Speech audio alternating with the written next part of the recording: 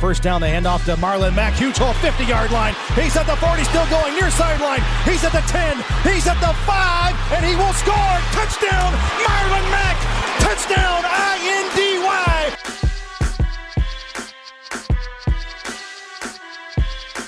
And again, it's picked up. It's Darius Leonard. Leonard with his second INT, and he's streaking down the near sideline. He's at the 40. He's at the 30. He's at the 20. He's going to go. A pick six for the Maniac. Horseshoe is back, baby.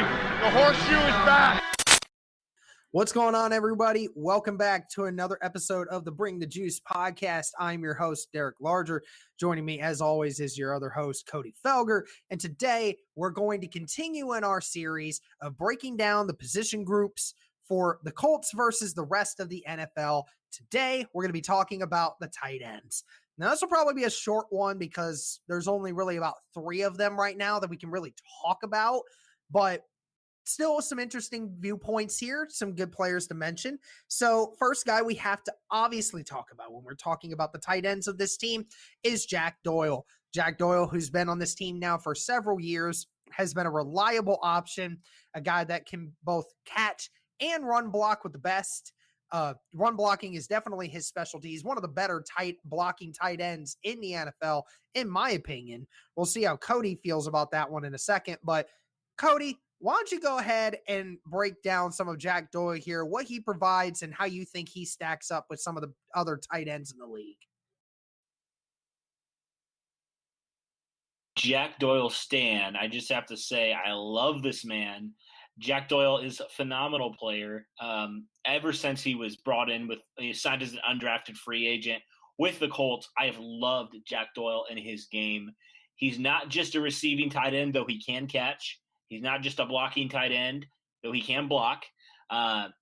He can do everything, and I think that is so important to a quarterback like Phillip Rivers, who we know loves to utilize his tight ends. I mean, you talk about the ultimate security blanket. I mean, Jack Doyle is your guy. I mean, he's not the most flashy player in the world. He's not a Travis Kelce, George Kittle player, but he gets it done. And he gets it done consistently time after time. He doesn't drop the football, which is huge. And if put in with the right quarterback, I think Jack Doyle can excel. I mean, we've seen Jack Doyle was one of Andrew Luck's favorite targets for a few years. He was one of Jacoby Brissett's favorite targets, obviously, in 2017 especially. He had 80 catches. So when asked for it, Jack Doyle can catch the football. But he also, like you mentioned, Derek, he can run block. He's one of the best run blocking tight ends in football. Now, he's not one of the top tight ends in terms of fantasy football. Like, he's not going to go consistently get you, 80 yards in the touchdown. But he, in terms of what he provides in the run blocking department and also the pass catching department, I think he's at least a top 15 tight end in this league. And, I mean, he's limited, obviously, by his athleticism. He's no Eric Ebron, but he is so consistent, and he can provide so many things for this offense. I mean, honestly, I would prefer to have 20 Jack Doyles on my team as opposed to 20 Eric Ebrons, if you will, like guys who are physically talented but are all about them. Jack Doyle is the ultimate team player. He never complains. He just goes out there and does his job. And that's the type of player that Chris Ballard loves, Colts fans should love, and I love. I love Jack Doyle. I can't say enough good things about him and what he brings to this team. Yeah, I mean, you hit it right there on the mark. I would love to have more Jack Doyle's ultimate team player, a guy that's reliable. He's not going to be a guy that rocks anything for you. He's not going to be doing anything that, is absolutely crazy, but he's the consistent safety blanket if you'll say, for this offense. Just a guy you can throw to when people aren't expecting it. He gets you the yardage. He's a good guy, and not to mention the run blocking. The run blocking, he is one of the underlying factors as to why this team can run the football so damn well, because of the ability to run block. Now, let's talk about another guy here, and Trey Burton, okay? A guy that we brought in this offseason, is a great compliment to Jack Doyle. He, again, is able to run block very well. A guy that can catch the ball.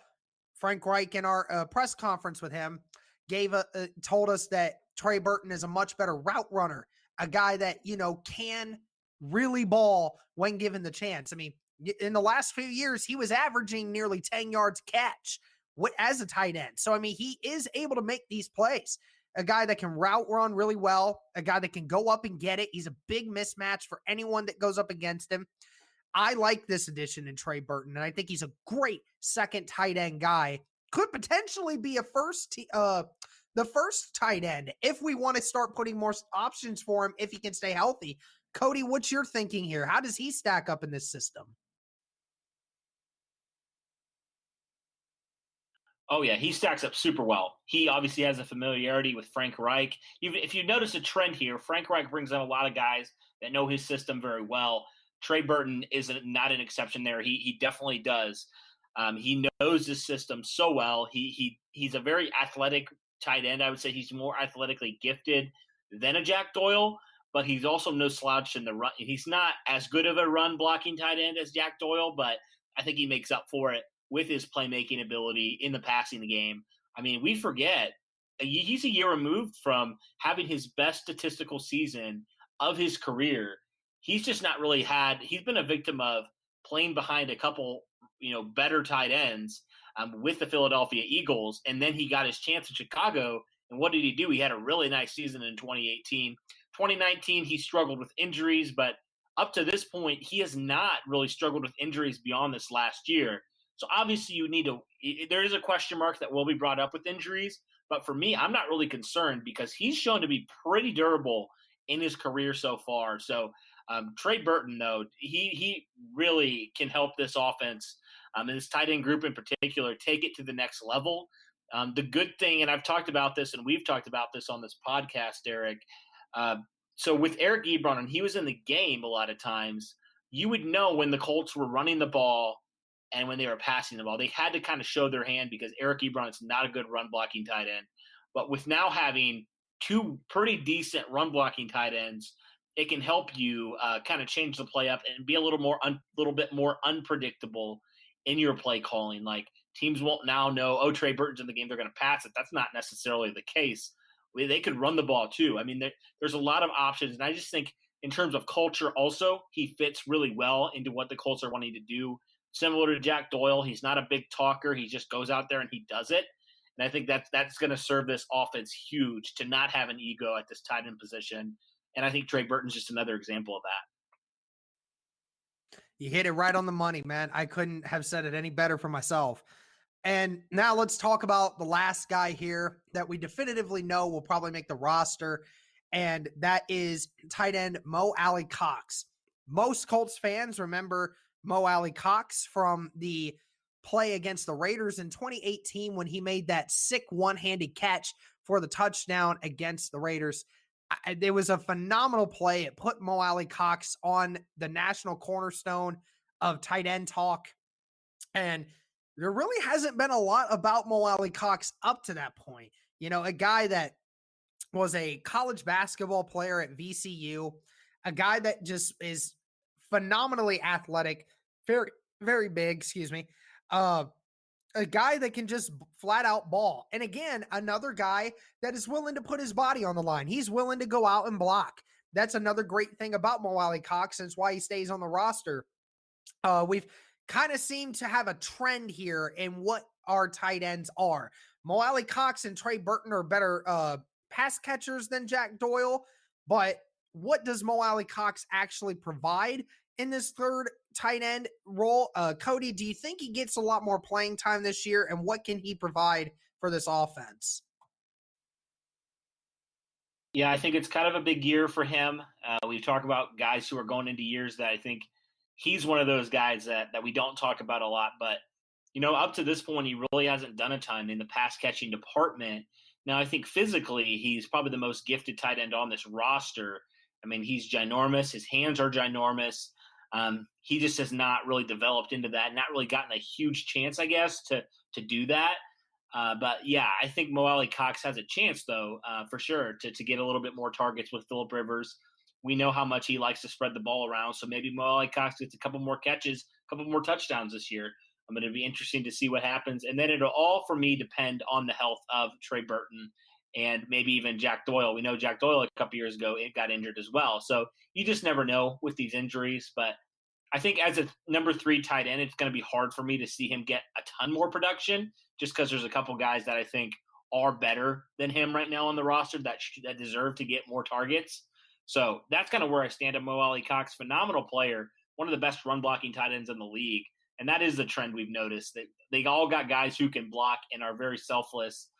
But it is kind of a big year for Mo Alie-Cox to kind of figure out, okay, is he just a run blocking tight end or can he provide more in the pass catching department? I mean, he showed flashes like that Raiders game a couple of years ago you talked about. But ultimately for me, it's just, can he develop more as a pass catcher? That'll be the big thing. It'll be interesting to see kind of what happens this year with him. But yeah, right now for me at number 3, I just don't really see him getting a lot more snaps. Again, that could change, but that's kind of where I stand on Mo Alie-Cox right now. Now, here's a question for you, Cody. We know how Phillip Rivers really likes to use his tight ends. And in the red zone this year, there could be a lot of other things that are changed up. Could you see Mo Alie-Cox and Trey Burton becoming more of the tight ends that we'll see in the red zone versus Jack Doyle this year? Like, we could see Jack Doyle in the middle of the field, but when we get into that 15-yard line and inside further, could Mo Alie-Cox find himself a new role in being able to receive because of his height and his ability to jump and his ability to move? Is that a reliable option there? I mean, I just think we haven't seen Mo Alie-Cox do it a bunch. We've seen a couple of good plays from him, but he just doesn't. I think he just needs to show that he can do that. And I think the Colts will give him opportunities, obviously. I feel like they do a great job of giving guys who, like you think Eric Ebron, guys who are very good at certain things, have certain niches. They give them the role. And I think that's a chance with Ebron departing this year, that Mo Alie-Cox could kind of take a little bit of that with Trey Burton, be more of a red zone threat because he is such a large human being. I mean, I think that is definitely something that we could see happening. Frank Reich, I just don't know how much a third tight end will be used, but who knows? Maybe Frank Reich has an idea for Mo Alie-Cox. He's talked high of him so far, so maybe he sees a little bit more progress in training camp. It's like, hey, we need some packages where we can get Mo one-on-one with a defender and just let him go up and catch it. So I would not be shocked. I think Frank Reich does a good job at doing that for all his players. But for me, it's just consistency, and can he continue to do it? Because he's had flashes. He just hasn't put it together yet. I totally agree with that. That's going to do it for this one, guys. Let us know what you think about this tight end group. A lot of great potential for this group. It could be one that a lot of people aren't necessarily talking about right now. But thank you guys so much. I'm curious, Derek. I'm Cody, sorry. Before we go ahead. I'm curious because I don't think we said, where would you rate this group in terms of throughout versus the rest of the NFL? Maybe we said this already, but I don't think we did. So I'm curious. That's something we probably should have done earlier.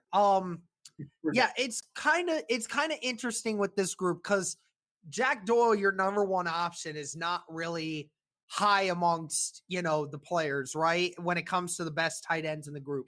I think what they provide is a great balance of running and run blocking and catching. I think this group is right around the top 10 for me. I think it's in the 10 to 12-ish area. It's a very solid, very reliable tight end group. It's just, again, a couple of names that are not very well known, a couple of names that still have something to prove. So that's why I have them in the 10 to 12 area. I don't know about you, Cody. I'm probably a little bit less high on these guys. I'm going to go 12 to 15. But, I mean, still, middle of the pack is not bad. I think ultimately, though, for me, it's the weakest group in terms of a bang for your buck type of thing. So I think I'll just rate them kind of as a middle of the pack type of crew. I don't think it's necessarily mean they're a bad group. I just think they're not going to be one of the top in the NFL this year. So I think they'll be right about in the middle. All right, guys. So there you go. I think a little bit, it's kind of an opposite of what we said about this wide receiver group before. Cody was a little higher on them than myself, and now it's just opposite when it comes to the tight ends. But thank you guys so much again. We hope you enjoyed. Let us know what you think in the comment section. And as always, go Colts.